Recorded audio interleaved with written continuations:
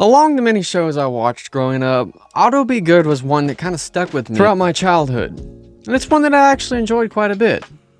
Auto Be Good is an animated series set in the fictional city of Auto. Wow, great writing. Where all the citizens are anthropomorphic. The cars are designed primarily for children and focus on teaching important character traits, such as values and fairness, caring, self-control, and patience. The story revolves around the daily lives and interactions of these cars, and shows relatable scenarios through the cars' daily lives. But I want to do a video on this show, particularly because it's one that I resonate with more because I used to watch a lot more of it and I really liked it. Fun fact, this may have influenced Cars. Well, don't throw stones at me, but I'm just saying, this did come before it, technically. Check the Reddits, boy. Alright. But like I said, I do like the fact that Izzy and EJ are two humans that we see at the start of each episode.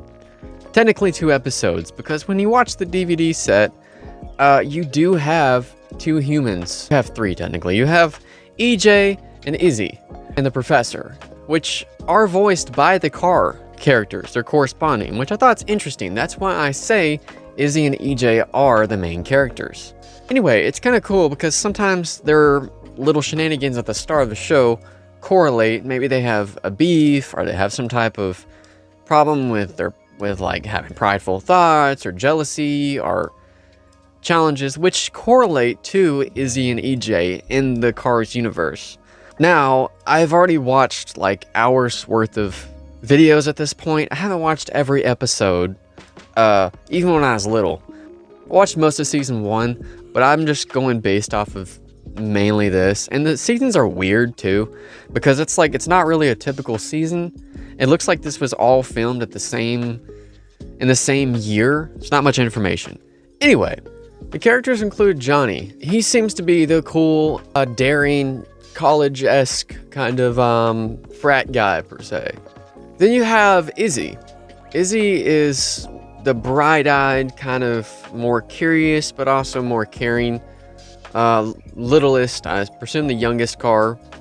Callie definitely fits the name Callie. She's definitely a Valley girl. She would have been the Visco girl, having the Stanley, the water talk, all that type of stuff. Then we have EJ. EJ seems to be the more energetic, sports-loving, stereotypical young boy type deal.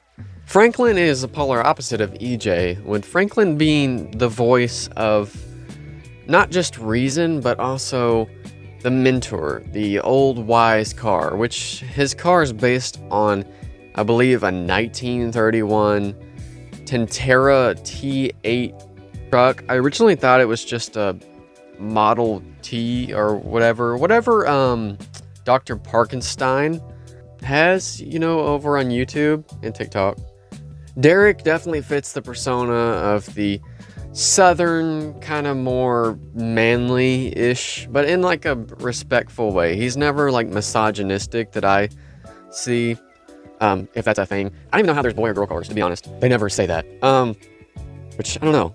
Tailpipes? Okay, no, never mind. We're just gonna cut that right there. And I like the voice acting in this show too. Like I said, I like Derek's voice actor. It doesn't, not him as a person. I don't know about him as a person, but I like the voice or whatever. Miles definitely is the more woke, okay? He's more of the woke fella, okay? He likes to always make sure things are all spick and span. Everything's all in order. He's very cautious. He doesn't like to have analytical atrocities, but he's a caring car. Maria is more of the, I don't know, her character is just kind of there, sadly. She's just a friend, but she is usually like the more motherly figure in the group. She's more mature, I would say, than other female role models in this show. Professor is the professor, and it's kind of sad. I don't know what his name is. I don't know if he has a name in the show. I've watched so many hours of footage for this, almost 4 hours of total content. I do like the writing for the most part. I was fine watching the episodes. It wasn't obnoxious like a lot of these kids shows are nowadays. For its time, the show has pretty good animation, with good movements, and I find a lot of the cars' movements pretty humorous. But there are a lot of weird things, and there are a lot of interesting aspects to the show which I really respect. Some of which are the world building. It's very like opaque, vague, Wii Sport-esque. But there are little details. Like I said, at the start of the show, it's really neat that they have that Johnny car. But also too, some of the implications are a little odd, even in the series. Anyway, so the others finally make it to the theater. It's a drive-in. Also, Johnny just seems like he would be the type to just be a pothead, too. It's probably just the frat kind of personality.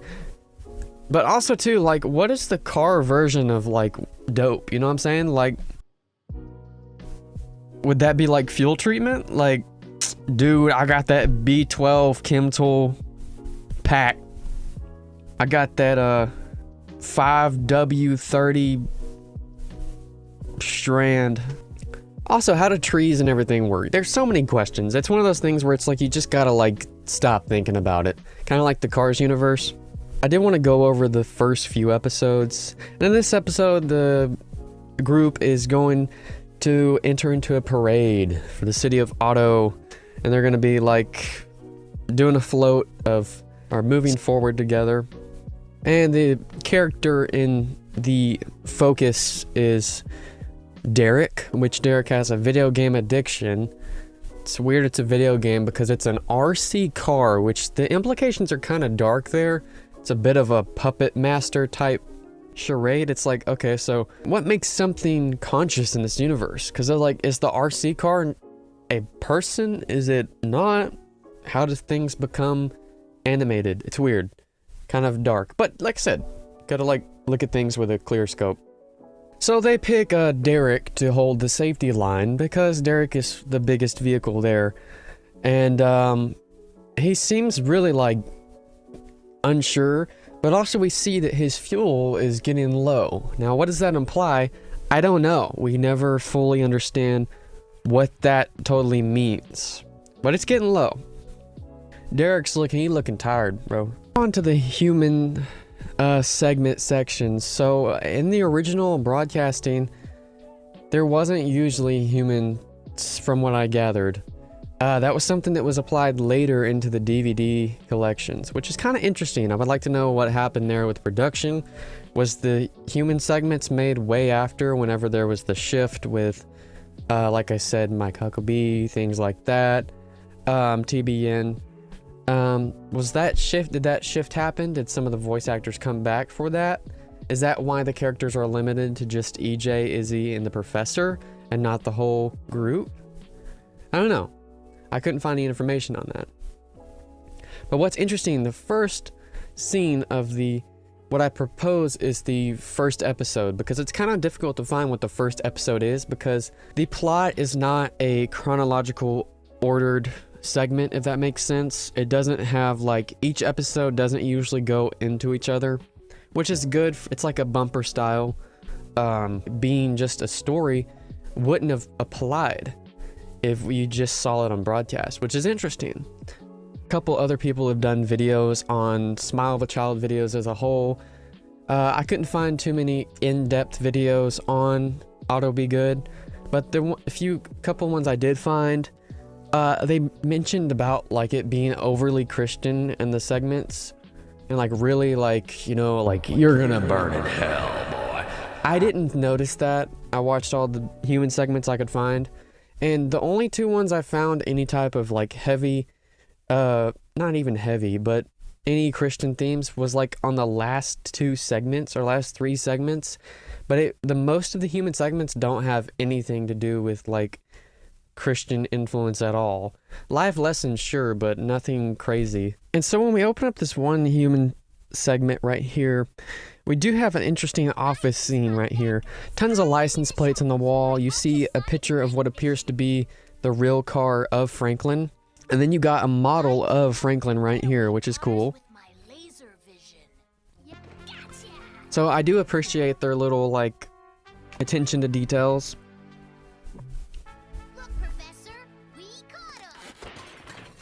I would think it's reasonable to assume the cars in this show some of them could be the creator's favorite cars.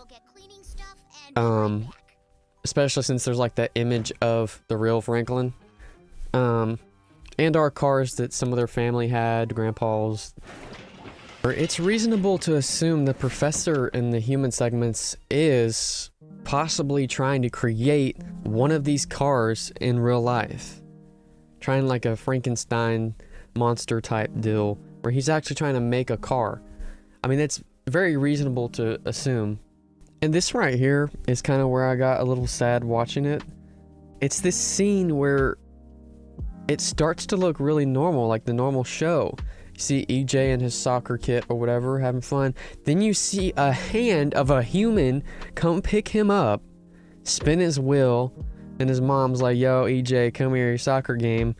Then you see all of the cars on his little playmat right here, which it's kind of like, I don't know, I wish they wouldn't just not put that detail in there. I understand we've already seen that the cars are, you know, scale cars, but it's kind of weird. I don't know. I guess it's just a kid's imagination. I don't know. Kind of weird. But hey, that's my little commentary overview of Auto Be Good. I hope you enjoyed. Was nostalgic, especially to kids that grew up on, having to watch satellite TV. Kids that grew up having to watch Christian shows and stuff. Hopefully it was nostalgic and brought back some memories, whether that's good or bad, Yeah, let me know if y'all remember any TV shows like this that y'all watched whenever y'all were growing up, or ones that you remember, or ones that you would like me to do a video on. Like I said, we got a whole world map right here. Do anything, you know what I mean? We couldn't do anything. But, where the heck is the US is over there. Educated American right here. Be driving like Mr. Dale Earnhardt Jr. up here. Funny enough, I have my Silly Band. I found some Silly Bands. If you haven't watched my Silly Band video, please go watch it. It's on the shorts. Yeah, look, got a little Silly Band. It's back from my childhood. I found it. Little car. So that's convenient. And I didn't just find that. I knew it was there. I just forgot. I just remembered now. Yeah. Anyway, I forgot I was playing it in the background because I'm like watching it as I'm talking about it, so it can be fresh on my mind. You watched Smile of a Child growing up, let me know, and let me know what kind of shows you liked or which shows haunted you, which shows were scary, because there was a ton of shows on Smile of a Child, and that's the thing about watching broadcast satellite TV, kids, okay? It was rough, especially if you had bedtimes, because like sometimes there would be a show you wanted to watch, but it only came on at like 12 or 11 o'clock at night. And or it just didn't come on at all, because that was very possible. But yeah, there were some terrifying shows. So this one's pretty low tier in terms of the scary Smile of a Child iceberg. Should we do that? Should we do a little iceberg right here? I don't know. I'm not Windigan. I'm not nearly as good as Mr. Isaiah. I forgot his last name. Beg my pardon. Okay. Thank y'all for watching. Like I said, I'm gonna try to do as many videos as I can. Appreciate it. See y'all next time.